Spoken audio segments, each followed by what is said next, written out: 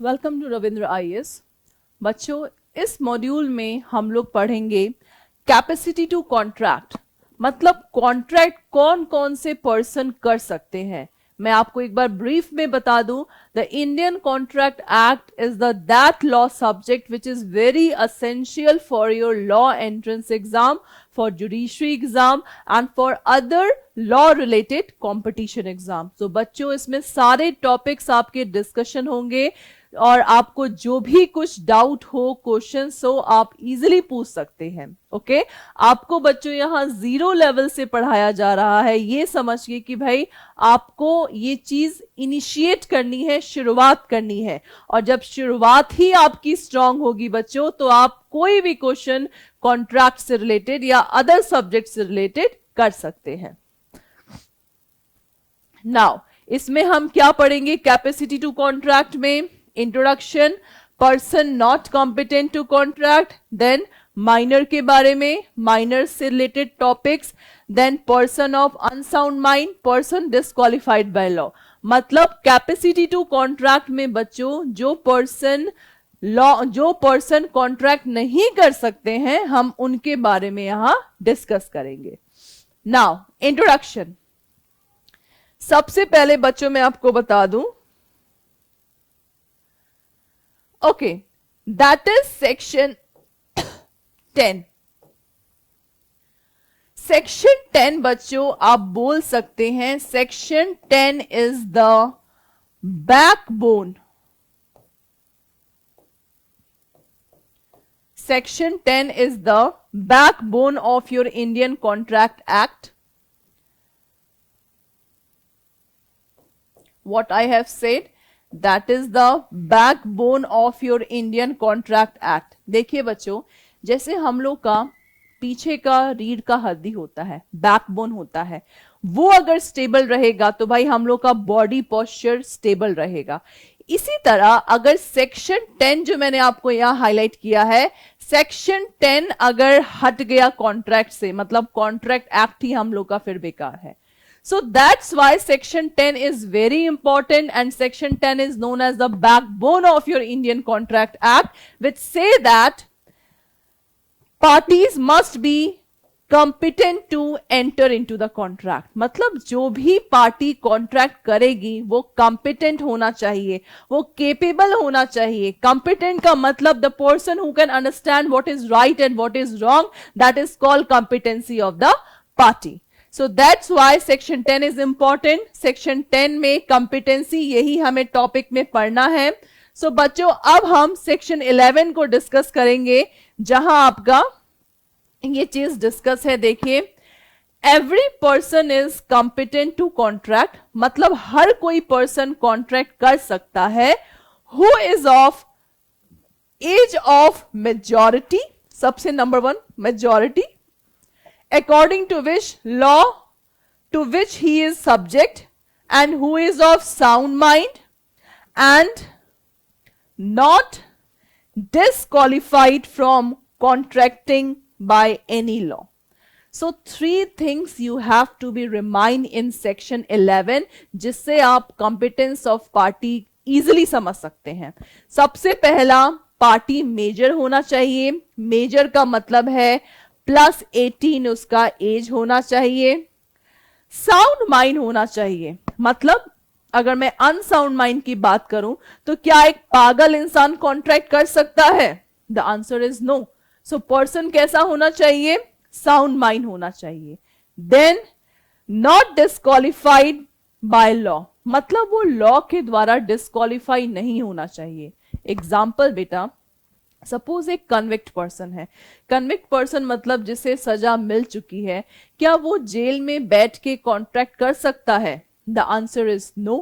That is why the person who is disqualified by law, that person cannot do any contract। So ये 3 चीज बच्चों समझ जाइए कि ये 3 पर्सन ही कॉन्ट्रैक्ट कर सकते हैं, और हमें पढ़ना क्या है कि कौन कौन पर्सन कॉन्ट्रैक्ट नहीं कर सकता है। ठीक है, तो देखिए बच्चों कौन कौन नहीं कर सकता है। एक बार मैंने सेक्शन 11 को जस्ट ब्रीफ वे में समझा दिया है। Minor can not do contract, person of unsound mind cannot do contract, and the person disqualified by law cannot do contract. और यही 3 के बारे में बच्चों हमें इस चैप्टर में पढ़ना है. देखिए, सबसे पहला हम लोग माइनर के बारे में पढ़ेंगे कि माइनर क्यों नहीं कॉन्ट्रैक्ट कर सकता. तो बच्चों इसका एक सिंपल सा रीजन है. Minor means below 18. जैसे हम लोग के इंडियन कॉन्ट्रैक्ट में माइनर का डेफिनेशन बिलो 18 दिया है. ऐसा माना जाता है कि भाई बिलो 18 पर्सन, वो पर्सन इमेच्योर होता है, अभी उसको अंडरस्टैंड नहीं है कि भाई क्या सही है क्या गलत है. So that is the reason कि भाई मेजर का जो डेफिनेशन है वो +18 दिया गया है हमारे इंडियन कॉन्ट्रैक्ट एक्ट में. सो माइनर देखिए, a person not attained the age of majority, मतलब बट ऑब्वियस +18 होना चाहिए कोई भी पर्सन कॉन्ट्रैक्ट करने के लिए. A minor is a person who is under the age of 18 year. देखिए डेफिनेशन है in England for all purpose minor is a person who under the age of 18 year. मतलब भाई बाहर के कंट्रीज में भी जो माइनर का डेफिनेशन है बिलो आपका 18 किया माना गया है. ओके, नाउ अब देखिए क्या है नेचर ऑफ माइनर एग्रीमेंट. अब सपोज माइनर ने कोई एग्रीमेंट कर लिया, राइट. अब उसका क्या नतीजा होगा इसके बारे में पढ़ेंगे. अ वेरी फेमस केस बच्चों, Mohori Bibi versus Dharmodas Ghosh case. That is very very important. इसी में बच्चों एक कॉन्सेप्ट जज ने अराइज किया, एक हम लोग का जजमेंट दिया गया कि कोई भी एग्रीमेंट अगर माइनर करता है तो that agreement will be void. देखिए, in this case in which it was held that minor agreement is absolutely void. It was observed that the question whether a contract is void or voidable, the existence of a contract within the meaning of the act, and contract cannot arise in of an infant. From this it is clear that the minor's agreement is void ab initio. अब देखिए बच्चों, what do you mean by void ab initio? That is very important legal term. मोहरी बीबी में बच्चों यही चीज arise हुआ और बोला गया. ab initio का मतलब है, जैसा कि मैंने आपको लीगल मैगजीन में समझाया है, कि जो शुरुआत से ही हम लोग का क्या होता है, void होता है. सो void ab initio का मतलब कोई भी बच्चा अगर एग्रीमेंट करेगा, मान लीजिए कोई 16 साल का बच्चा है, वो किसी 25 साल के पर्सन के साथ एग्रीमेंट करता है और बच्चे ने क्या किया, अपना घर का पेपर आदमी को दे दिया, उस 25 साल के आदमी को दे दिया और उससे 1 करोड़ रुपए ले लिया. तो इस केस में क्या हुआ, अब सपोज घर का पेपर नकली निकला तो कोर्ट क्या बोलेगा, the agreement between that person and minor it is totally void. मतलब शुरुआत से ही क्या है, वो वॉइड है, वो कॉन्ट्रैक्ट में कन्वर्ट हो ही नहीं सकता है. That is given under this case मोहरी बीवी वर्सेस धर्मोदास केस. ये केस बच्चों बहुत इंपॉर्टेंट है, तो प्लीज आप इस केस को याद भी कर सकते हैं, बिकॉज आप लोग के डायरेक्ट क्वेश्चन भी आता है कि which is the famous case of minority under the Indian contract act. Done. Now effect of minors agreement. भाई क्या क्या इफेक्ट होंगे अगर माइनर कोई कॉन्ट्रैक्ट करता है. सबसे पहला देखिए, वॉइड ab initio, ये मैंने आपको समझा दिया है. No estoppel against minor. भाई एस्टोपल का देखिए मतलब क्या है. एस्टोपल का जैसे सिंपली मतलब है बच्चों, जैसे आप लोगों ने देखा होगा एविडेंस एक्ट, अगर मैं बात करूं तो एविडेंस एक्ट में बच्चों एक एस्टोपल टर्म वहां पे आता है. इस्टोपल मीन्स एक बार जो मैंने कमिटमेंट कर दिया, जैसे बहुत ही फेमस सलमान खान मूवीज तो देखते ही होंगे आप, तो सलमान खान का एक डायलॉग है कि एक बार जो मैंने कमिटमेंट कर दिया फिर मैं अपने आप की भी नहीं सुनता, दैट इज कॉल्ड इस्टोपल। आप इसको इस तरीके से समझ सकते हैं, मतलब एक बार जो मैंने कमिटमेंट कर दिया मुझे उस बात को मैं नकार नहीं सकती हूं, बट माइनर के केस में बच्चों इस्टोपल अप्लाई नहीं होगा, that is this point. No liability in contract और in tort arising out of contract, मतलब भाई माइनर के ऊपर कोई लायबिलिटी अराइज नहीं होगा अगर वो टॉर्ट या आपके कॉन्ट्रैक्ट से अराइज होता है। नो रेटिफिकेशन, कोई बदलाव नहीं होगा, कोई पॉजिटिव अफर्मेशन नहीं होगा माइनर से। रीस्टोरेशन ऑफ प्रॉपर्टी और मनी, माइनर ने अगर किसी का मनी या प्रॉपर्टी ले लिया, we can receive back our property from them. Then minors property is liable for necessaries, इसका सिंपल आंसर है बच्चों, जैसे मान लीजिए एक पर्सन है, कोर्ट से ऑर्डर आया कि तुम 18 साल तक इस माइनर का देखरेख करो। 18 साल के बाद भाई वो पर्सन माइनर के प्रॉपर्टी से जितना वो खर्च किया है वो ले सकता है, that is this point. Minor can execute a negotiable instrument, negotiable instrument का मतलब है बच्चों जो चेक होता है, bill of exchange and promissory note. जैसे नेगोशिएबल इंस्ट्रूमेंट एक्ट बच्चों आपको 1881 का है, ये आपका एक्ट है जो कि आप अपने एलएलबी एंट्रेंस में पढ़ोगे। तो भाई minor can execute a negotiable instrument act also, so we have to study only cheque, bill of exchange and promissory note in negotiable instrument. Then minor cannot declared as insolvent, बिल्कुल सही बात, insolvent का मतलब दिवालिया। जब भाई उसके पास property होगा तभी तो वो insolvent कहलाया जाएगा, और ऐसा माना जाता है कि भाई माइनर के पास अभी कोई प्रॉपर्टी होता नहीं है, सो दैट्स वाई उसे insolvent डिक्लेयर नहीं कर सकते हैं। Minor can not be partner in the firm and minor can be appointed as an agent. So these are the effect of the minor, कि अगर माइनर मान लीजिए कॉन्ट्रैक्ट करता है तो क्या क्या उसके हम लोग के इफेक्ट होंगे। तो ये बच्चों आपके ऑब्जेक्टिव पॉइंट ऑफ व्यू से भी पूछा जा सकता है, तो सब इसको देख सकते हैं। Now doctrine of restitution, that is very important बच्चों। रेस्टिट्यूशन का मतलब होता है चीजों को वापस लेना। तो क्या ये डॉक्ट्रीन बच्चों हम लोग के माइनर पे अप्लाई होता है? Doctrine means something principle. देखिए it may be defined as, देखिए डेफिनेशन को मैंने हाईलाइट करके लिखा है, restoring back to the rightful owner. जैसे एक माइनर ने फ्रॉडली अगर पैसा आपसे लिया है और कुछ चीज दिया है, मान लीजिए अपना बाइक दे दिया, तो इस कंडीशन में जब माइनर का फ्रॉड पकड़ा जाएगा, so opposite party can take money from the minor और एनीथिंग एल्स जो कि उसने माइनर को दे दिया है।